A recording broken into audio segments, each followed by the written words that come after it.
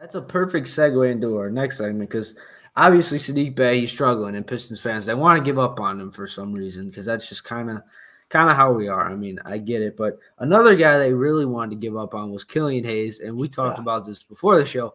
I never gave up on him, bro. I was always in his corner. You said you were too. Me neither. Me neither. I never gave up on him. I didn't really understand why people were. Obviously, it seemed like a lot of them were more of the casual fans, maybe just the ones who read, the stat sheet, the box score after the game, maybe saw the highlights. Those who didn't know that Killian impacts the game way further than just the box score. And so, yeah, no, it's been great to see him flourish recently. He's been in obviously an increased role with Cade out and Ivy out recently, and even Corey Joseph missing a few games. So he's been getting a lot of minutes, and he's definitely been playing well. Yeah, and I was always on the mindset he's can be a starting point guard in this league, and he's showing it. Like he's been starting for this team throughout that basically the entire West Coast road trip. They have been in every single game. Every game has Hmm. come down to the wire. He's been a starting point guard at 21 years old on a Hmm. very competitive basketball team. Yeah, and And he's been closing games too. exactly. And the numbers again, they don't look fantastic. 34% from the field, 31 from 3, but career high in points right now, 4.4 assists a game. He's slowly the numbers, man. Every game they're slowly getting better and Yeah. better. Is he still a starting point guard in this league? Can you see him being a guy that averages, I don't know, 12 and 8 or like cuz that's kind of what I always thought was maybe like a Rondo type of like 10, Sure. 11 points, 7, 8 assists a game. I still kind of see that. What are you seeing for his future? I mean, ideally, I think in my opinion, the best situation for him is a six man role Mhm. where he is the focal point of the bench and the first man, obviously, to come off the bench. I think on our team, that's obviously going to be his role long term while he's here, while he's behind both Cade and Ivy. He's not going to start over either of them as long as they're both here.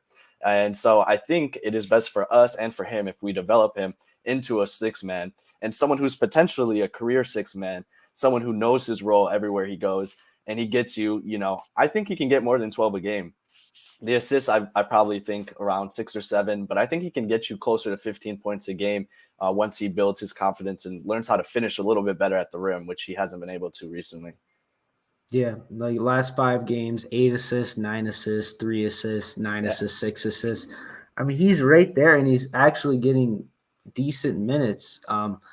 And he's averaging a career low in minutes, which is a bit surprising, but that does kind of make sense with Cade and Ivy. Right.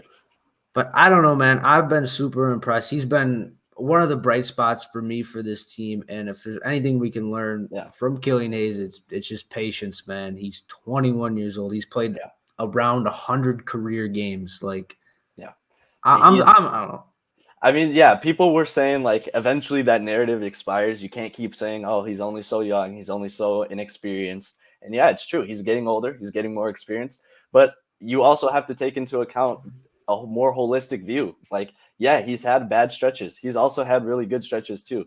Last year he had a couple really good stretches. There were a couple weeks where he played well when we were going through injury issues and COVID issues when he was starting. We've seen him flourish in starting roles in the past once he's gained some experience with the team he's playing with. Because obviously, when the players are changing with injuries and trades and all that, it's hard to build a rhythm.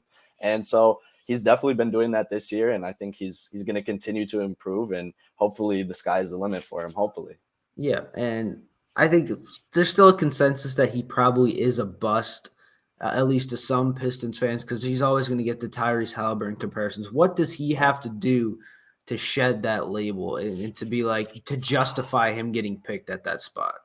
it's going to be hard to justify that, regardless of how he plays, especially with how good Tyrese Halliburton looks. I think a lot of it, to be honest, is going to be dependent on how good Halliburton becomes. He looks really good this year, and if he keeps growing like he did, like if he keeps taking jumps like he did this year, he's on pace to be a really, really good pick where they got him. And it's going to look bad for a little while that we took Killian Hayes over him, but eventually, if Killian can solidify his role and at least become a respectable player, someone that opponents are at least hey, this is a guy we have to game plan for a little bit. this is someone, we need to take into account. It's not someone that you're forgetting about on the other team. That's something that needs to happen if he wants to at least have respect in that conversation. Yeah, to me, it's if he keeps doing what he's been doing over these last 10 games, Yeah. that's good enough for me, man. That's beyond respectable. Absolutely.